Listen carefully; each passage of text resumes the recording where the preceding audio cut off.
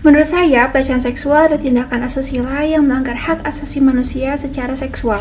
Perkataan maupun tindakan yang mengacu pada tindakan seksual dan merugikan korban baik secara fisik maupun mental. Segala tindakan seksual yang tidak diinginkan, seperti adanya permintaan untuk melakukan perbuatan seksual dan lain-lain, yang membuat seseorang merasa terintimidasi atau dipermalukan.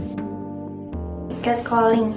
Mungkin contohnya bisa aja kayak pemaksaan aborsi, revenge porn, atau sentuhan disengaja tanpa adanya konsensual dari kedua belah pihak. Eksploitasi anak. Lumayan parah. Ya bisa dibilang parah juga sih kasus pelecehan seksual di Indonesia ini. Kayaknya sih udah banyak kasusnya. Parah. Anak-anak, remaja, dan perempuan. Kalangan remaja, laki-laki, dan perempuan juga bisa menjadi korban. Dari hasil pencarian yang saya lakukan, menurut Komnas Perempuan, di sepanjang tahun 2021, banyaknya kasus yang terjadi karena pelaku memiliki kekuasaan lebih terhadap korban, kurang lebih sebanyak 30 kasus. Karena keinginan bersifat seksual dari pelaku dan adanya kesempatan untuk melecehkan korban.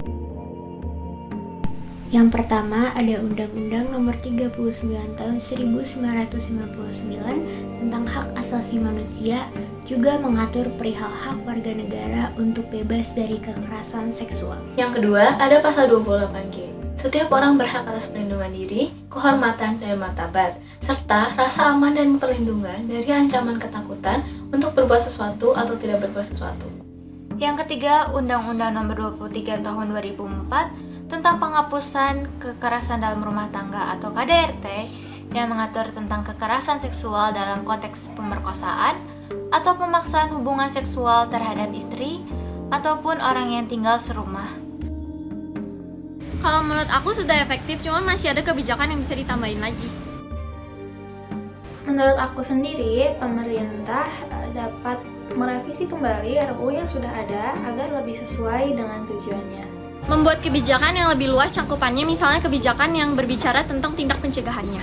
Nah kalau dalam hal ini sih menurut aku paling di hal pemidanaannya aja ya. Jadi misalnya dengan cara ancaman pidana minimal, pidana tambahan, dan juga si tindakannya aja gitu. Jadi biar si pemidanaannya yang dikasih ke si pelaku ini tuh setara sama apa yang udah dia lakuin ke si korban. Jadi si pelaku ini dapat ganjaran yang setimpal sama apa yang udah dia lakuin. Paling gitu aja sih.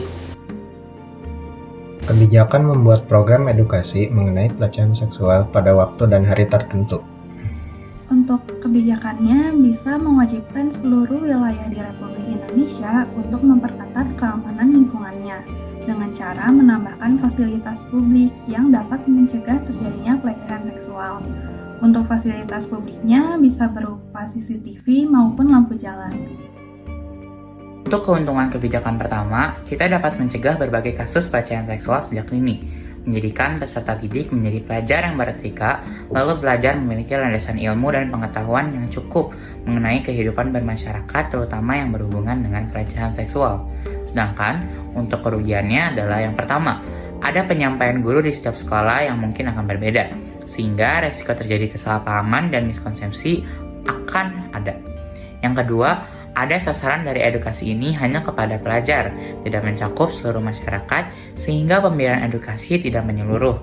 Lalu yang terakhir, adanya pemahaman yang ditangkap oleh sasaran salah, dikhawatirkan akan muncul kejadian yang menyimpang. Nah, kalau pada kebijakan yang kedua, kelebihannya itu dapat mencegah terjadinya kasus pelecehan seksual dan kasus kriminalitas lainnya. Sedangkan kalau untuk kekurangannya mungkin dari segi pendanaannya.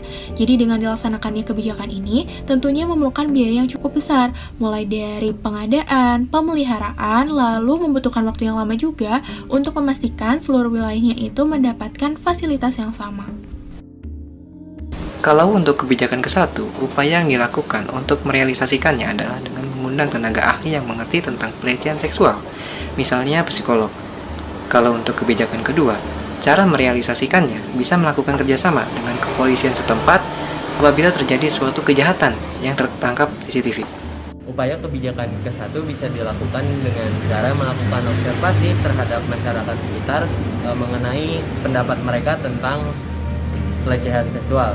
Dan upaya untuk melakukan kebijakan kedua itu bisa dilakukan dengan cara melakukan suatu kesepakatan terhadap masyarakat agar membangun CCTV di beberapa area untuk meminimalisir terjadinya pelecehan seksual. Cara merealisasikannya untuk kebijakan pertama itu bisa dengan membuat sebuah kegiatan edukasi melalui website dan medsos, contohnya itu video pembelajaran tentang kejahatan seksual di YouTube dan lain sebagainya. Dan juga untuk kebijakan kedua itu dengan memberikan fasilitas lampu jalan yang terang agar memberikan rasa aman kepada masyarakat. Kalau bicara soal kesulitan, let's take a look in reality-nya gimana pelecehan seksual ditanggapi oleh warga Indonesia. Kalau menurut aku untuk kebijakan pertama, kesulitannya itu pasti akan ada oknum yang menentang kebijakan tersebut. Ya, mengingat di Indonesia itu pelecehan seksual masih dianggap seperti hal yang sepele, masih menyalahkan itu sebagai aib korban, masih menganggap itu hal yang tabu, dan gak jarang juga masih banyak orang yang menganggap kalau pelecehan seksual itu terjadi ya karena korban itu sendiri, korban yang salah, tanpa melihat motif dari pelakunya itu sendiri. Maka dari itu menurut aku, kesulitan terbesar dari kebijakan yang pertama adalah akan ada oknum-oknum yang menentang kebijakan tersebut. Nah, untuk kebijakan kedua, yang kemungkinan adanya beberapa pihak atau beberapa kelompok masyarakat yang mungkin merasa privasinya terganggu ketika akan dipasangkan kamera CCTV di banyak tempat atau di sekitarnya. Harapan aku sih dengan adanya kesadaran dari masyarakat Indonesia, kasus pelecehan di Indonesia dapat kita cegah bersama-sama. Ya betul, dan juga tentunya diharapkan dengan adanya dukungan pemerintah juga, kita semua bisa bergerak bersama mencegah terjadinya kasus pelecehan seksual di Indonesia. Semoga dengan adanya kebijakan-kebijakan yang telah dibuat dan dirancang, kasus pelecehan seksual di Indonesia dapat dicegah hingga seminimal mungkin atau bahkan tidak terjadi lagi. Stop pelecehan seksual!